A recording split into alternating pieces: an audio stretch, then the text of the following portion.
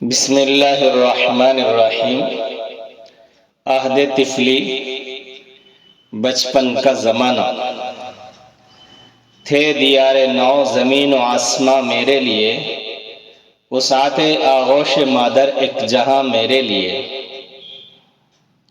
الفاظ معنی: عہد طفلی بچپن کا زمانہ، دیار نو نئے نئے ملک، آغوش مادر ماں کی گود۔ علامہ اقبال رحمۃ اللہ علیہ نے اس نظم میں بچوں کی نفسیات کی دلکش تصویر کشی کی ہے۔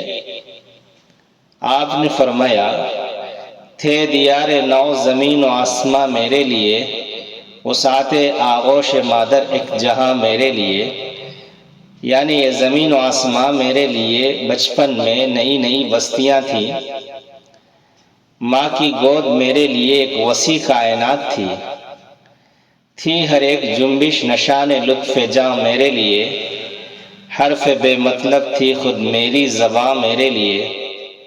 جنبش حرکت، لطف جاں روح کے لیے مزے کی بات۔ حرف بے مطلب ایسے الفاظ جن کے کوئی معنی نہ ہو، ادھورے بول۔ مطلب یہ ہے، ہر متحرک شے میرے نزدیک دلچسپی کا باعث ہوا کرتی تھی، اور خود میری زبان میرے لیے ادھورے بول بن جایا کرتی تھی، جس کا کوئی معنی مفہوم نہ ہوتا تھا۔ تھی ہر ایک جنبش نشان لطف جاں میرے لیے، حرف بے مطلب تھی خود میری زباں میرے لیے۔ درد طفلی میں اگر کوئی رلاتا تھا مجھے، شورش زنجیر در میں لطف آتا تھا مجھے۔ شورش، شور، بلند آواز۔ زنجیر در، گھر کے دروازے کی زنجیر۔ مطلب یہ ہے، اگر بچپن میں مجھے کوئی تکلیف ہوتی اور میں رونے لگتا تو میری ماں گھر کے دروازے کی زنجیر ہلا دیتی، جس کی بلند آواز سے مجھے بڑا مزہ آتا اور میں خاموش ہو جایا کرتا تھا۔ تکتے رہنا ہائے وہ پہروں تلک سوئے قمر، وہ پھٹے بادل میں بے آواز پا اس کا سفر۔ پہروں تلک بڑی دیر تک، سوئے قمر چاند کی طرف، پھٹے بادل ٹکڑیوں میں بٹا ہوا بادل، آواز پا پاؤں کی چاپ۔ مطلب یہ ہے، واہ وہ کیسا وقت تھا، میں چاند کی طرف بہت دیر تک دیکھتا رہتا تھا، اور چاند بادلوں کے ٹکڑوں کے پیچھے پاؤں کی آواز کے بغیر بڑی خاموشی اور سکون کے ساتھ اپنا سفر جاری رکھ رہا ہوتا تھا۔ تکتے رہنا ہائے وہ پہروں تلک سوئے قمر، وہ پھٹے بادل میں بے آواز پا اس کا سفر۔ پوچھنا رہ رہ کے اس کے کوہ صحرا کی خبر، اور وہ حیرت دروغ مصلحت آمیز پر۔ رہ رہ کے، گھڑی گھڑی، بار بار، کوہ پہاڑ، صحرا جنگل، دروغ جھوٹ، دروغ مصلحت آمیز ایسا جھوٹ جس میں کوئی بھلائی ہو۔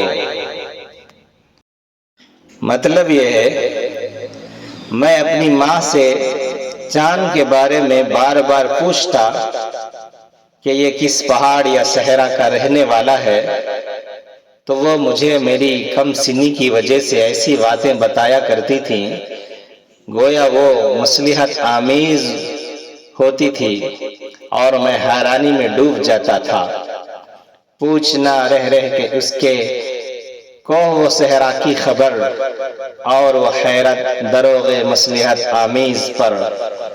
آنکھ وقف دید تھی، لب مائل گفتار تھا، دل نہ تھا میرا سراپا ذوق استفسار تھا۔ وقف دید، دیکھنے میں مصروف، لب ہونٹ، مائل گفتار بولنے پر تیار، ذوق استفسار سوال کرتے رہنے کا لطف. یعنی میری آنکھ ہمیشہ دیکھنے میں مصروف رہتی تھی اور ہونٹ ہمیشہ بولنے پر تیار رہتے تھے. اور اس عمر میں میرا دل گویا دل نہ تھا بلکہ پورے طور پر دل تجسس کے ذوق سے بھرا رہتا تھا، اور میں اپنے دل ہی دل میں ہر چھوٹی بڑی چیز کے بارے میں سوالات کرتے رہتا تھا. آنکھ وقف دید تھی، لب مائل گفتار تھا، دل نہ تھا میرا سراپا ذوق استفسار تھا. تو علامہ اقبال رحمۃ اللہ علیہ نے اس نظم میں بچوں کی نفسیات کی بہترین دلکش تصویر کشی کی ہے. پھر سے ایک مرتبہ پوری نظم پیش خدمت ہے. تھے دیار نو زمین و آسماں میرے لیے، وسعت آغوش مادر ایک جہاں میرے لیے. تھی ہر ایک جنبش نشان لطف جاں میرے لیے، حرف بے مطلب تھی خود میری زباں میرے لیے. درد طفلی میں اگر کوئی رلاتا تھا مجھے، شورش زنجیر در میں لطف آتا تھا مجھے. تکتے رہنا ہائے وہ پہروں تلک سوئے قمر، وہ پھٹے بادل میں بے آواز پا اس کا سفر.